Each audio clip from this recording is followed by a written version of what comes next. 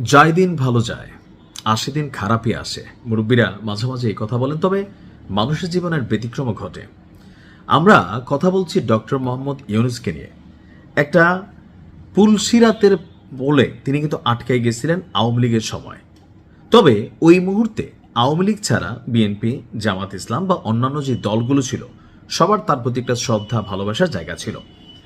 সরকার পতনের পর ডক্টর মোহাম্মদ ইউনূসকে রাষ্ট্র ক্ষমতায় বসানো হয়েছিল অনেক স্বপ্ন, অনেক আশা নিয়ে যে এই জাতিকে তিনি পরিবর্তন করবেন। তবে নিজের ভাগ্য তিনি যতটা পরিবর্তন করেছেন, জাতির ভাগ্য আসলে ঠিক ততটা পরিবর্তিত হয়নি। যেমন ধরেন যে তিনি তার ব্যক্তিগত যে ট্যাক্স মাফ, তার যে মামলা, এর পাশাপাশি ধরেন তার যে বিভিন্ন সুযোগ সুবিধা নেওয়া, রাষ্ট্র ক্ষমতাকে ব্যবহার করে, তো তিনি তো চলে গেছেন, সরকার পরিবর্তন হয়েছে, ক্ষমতা পরিবর্তন হয়েছে।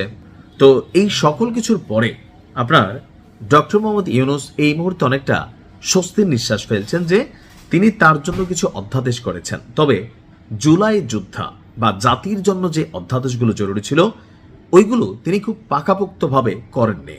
দাবি হচ্ছে এনসিপির পক্ষ থেকে, অর্থাৎ আমাদের রানিং এমপি নাহিদ ইসলাম, তিনি আজকে বলছেন যে ডক্টর মোহাম্মদ ইউনূসকে রাজপথে নামতে হবে দাবি আদায়ের জন্য।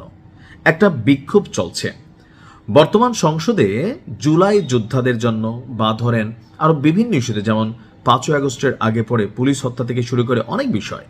তো এরকম কিছু বিষয় আছে যেটা সংবিধানের সাথে সম্ভবত সাংঘর্ষিক, অথবা সংবিধানের স্বার্থ রক্ষায় সেখানে কিছু নোট অফ ডিসেন্ট যেগুলো বিএনপি আগে দিয়েছিল, সেগুলো সম্ভবত এখন আলোচনায় আসতেছে।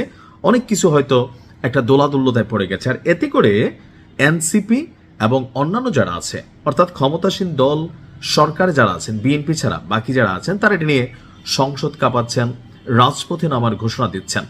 তো যিনি এই জুলাই আন্দোলনের সবচেয়ে বেশি সুবিধাভোগী একমাত্র সারা বাংলাদেশে, ডক্টর ইউনূস 666 কোটি টাকা ট্যাক্স মাফ নিয়ে গেছেন।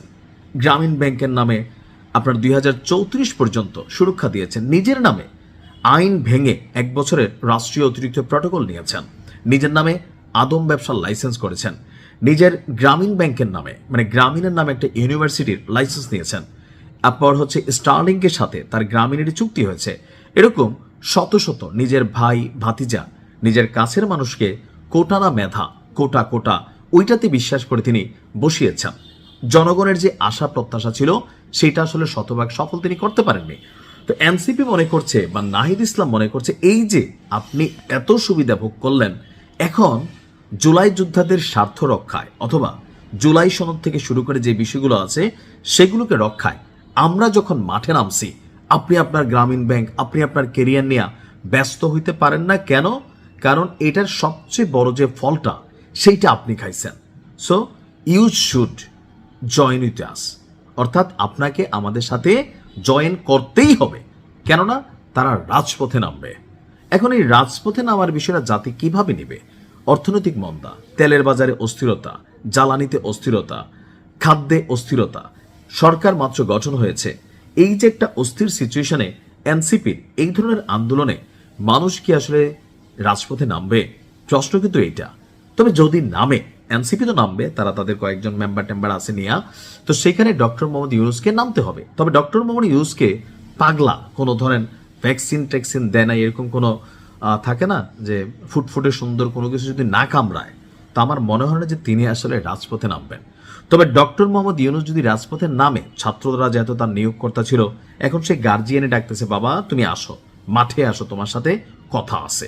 হ্যাঁ, তো এখন যদি সত্যিই নামে, তাহলে বিএনপির জন্য আবার এটা মাইন্ডকার চিপা টাইপ একটা সিচুয়েশন হয়ে যাবে। তবে আমার রাজনৈতিক প্রজ্ঞা বিশ্লেষণ, আমি ক্ষুদ্র মানুষ, সেটা বলছে যে ডক্টর ইউনূসকে পেটের মধ্যে যদি অ্যাটম বোমা মাইরা দেওয়া হয়, বা মাইরা দেওয়া না মানে বাইধা দেওয়া হয়, তারপর তিনি আর রাস্তায় নামবেন না, এটা নিশ্চিত করে বলা যায়।